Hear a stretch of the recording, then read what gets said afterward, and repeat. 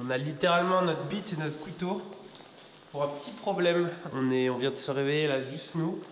On a reçu des chaises, 2 énormes palettes. Regardez quel livreur. C'est terrible. Exceptionnel. Allez. Oui, il passe plus vite. Bienvenue à Zawafra, il est tard. C'est Wenger maintenant. Alors, C'est pas mal, c'est quasiment aussi grand que le salon qui est chez moi. Quasiment.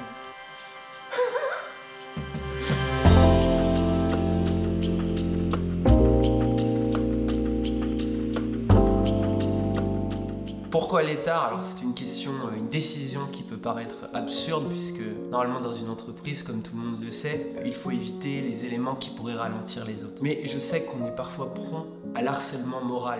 Et je me suis dit, vu qu'il y aura nécessairement un bouc émissaire, et vu qu'on a un peu des trans, des musulmans, des trucs un peu bizarres dans cette société, je me suis dit que ça serait bien qu'on ait un bouc émissaire officiel. Alors, est-ce qu'il y a un HBS?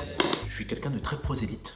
En fait, je vois les... Je pense que tu l'as vu, très prosélyte. Je prosélite matin, midi, soir. J'ai essayé de convertir les pires personnes de l'humanité. Des gens qui ont fait de la prison, des gens qui ont commis des choses sombres. On est tous frères, mais pas l'étard. Dany, t'as tout pris en orange, t'es vraiment une merde.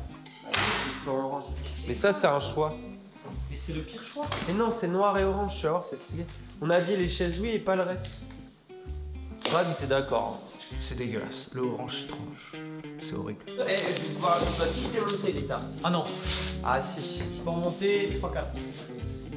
Après, attends, je peux être rapide, je pense. Bah, après, tu vas être speedrun.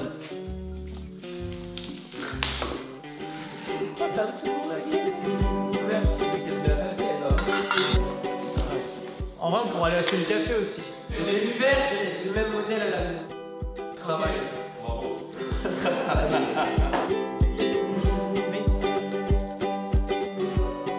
Il manque des vis. Ouais, Milan. Milan, il manque des vis. Ah, mais c'est parce que...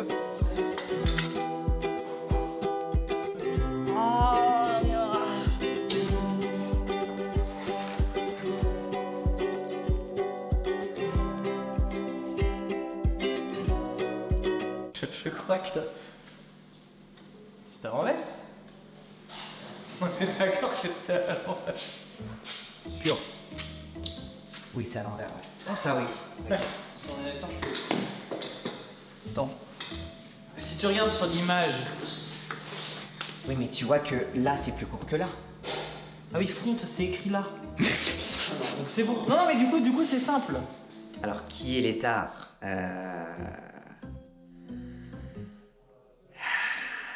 Alors l'étard, qu'est-ce qui s'est passé dans la construction? Bah rien, tout va bien. Tout va bien, t'es sûr? Bah... Il manque pas quelque chose là? Non. T'es sûr qu'il manque rien? Ouais. Que... Ah, oui. Voilà. Et voilà, bah ce siège est parfaitement monté. Il n'y a aucun problème. C'est comme ça que tu testes les sièges? Ouais. Mais non mais... Ça va être cool. On va la retrouver. Bon, j'ai perdu une vis pour le coup d'or, mais on va la retrouver. Non mais après en vrai de vrai, vas-y, on va tester la solidité. Et je pense...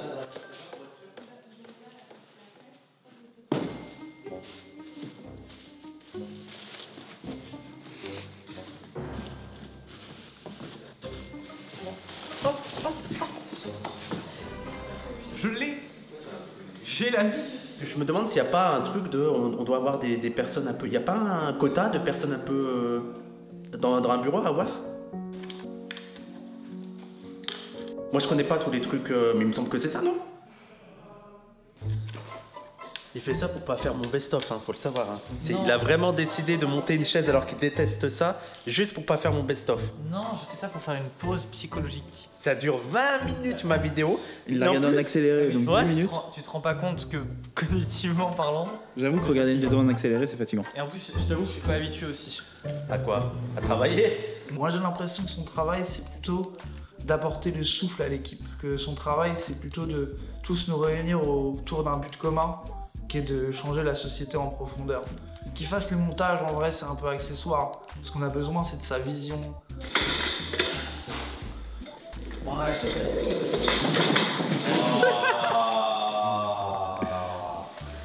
C'est de son intelligence. C'est une catastrophe. Je vais mettre les PC bien parce qu'on sait jamais. Même de ses déceptions, quand on voit de la déception dans les yeux de l'étard, ça nous atteint tous. Ça nous rend plus forts. Sans lui, on serait rien. Il y a des grosses fesses, hein.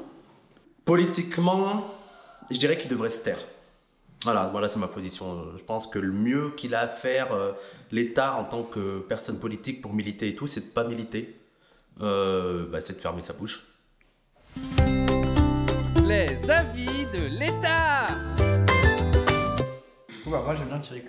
Enfin quand j'étais petit j'aimais bien, j'avais 10 ans, j'étais heureux. Enfin avec Kirikou. Et du coup, t'avais 10 ans, t'as analysé le patriarcat. Non, c'est aujourd'hui rétrospectivement. Parce que Caraba la sorcière, bah à la base elle est méchante et tu te dis cool, c'est la sorcière, elle est méchante. Et du coup en fait elle a été blessée par des hommes et je trouve que elle se venge quoi. Oui, c'est Attends. C'est une interprétation métaphorique. Attends, on est d'accord que du coup, la pauvre femme Caraba, elle a besoin d'un homme pour lui retirer les films. Mais non mais ça, non, un enfant. Pas pareil. Attends, c'est pire, c'est devenu un homme quand il lui a retiré les pieds. Bah oui. Politiquement, l'État. Ah. Ça veut dire que, en gros, la métaphore, c'est qu'il a retiré l'épine du traumatisme.